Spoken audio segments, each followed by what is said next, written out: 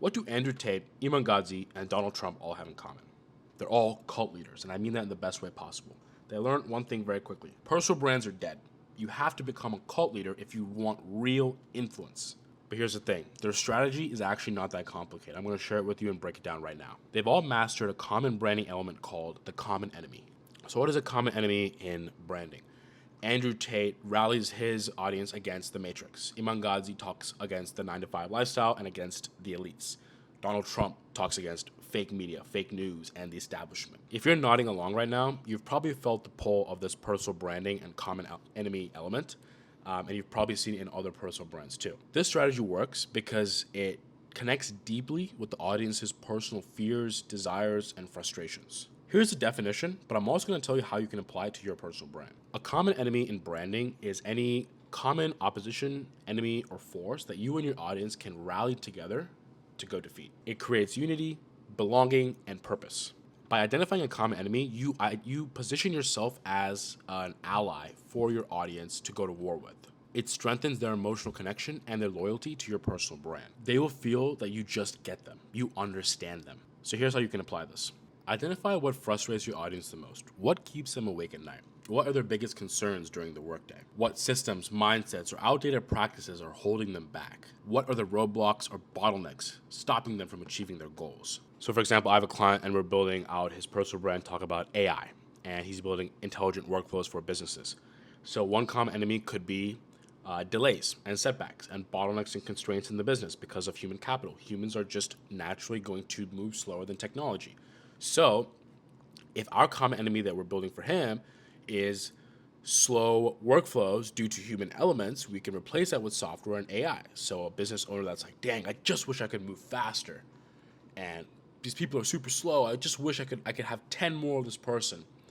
Well, we feel the same way, and we're going to give you the solution that basically helps eliminate the enemy, which is slow workflows, using AI.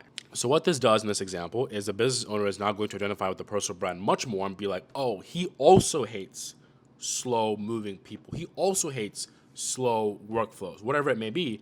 And I trust him more because we believe the same thing. He shares the same worldview as me. So position yourself as a solution.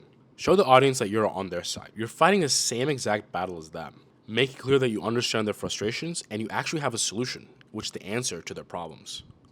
So here are some examples for different niches. If you're a project management software, maybe you can make your common enemy something like the chaos or missing deadlines. So if your audience hates disorganized workflows, make chaos the common enemy where people can't see what's going on, projects get missed, quality degrades, and then you can position your tool as a solution that will bring clarity to their workflows. Here's another example. If you're a marketing agency and you know that people in your industry have been burned by scammy vendors, make that the common enemy. Call it out. Hey, we really value authenticity and trust. So what we do is we show you all the case studies and all the testimonials, and we put that so you can see it on our website, and we've got 500 of them.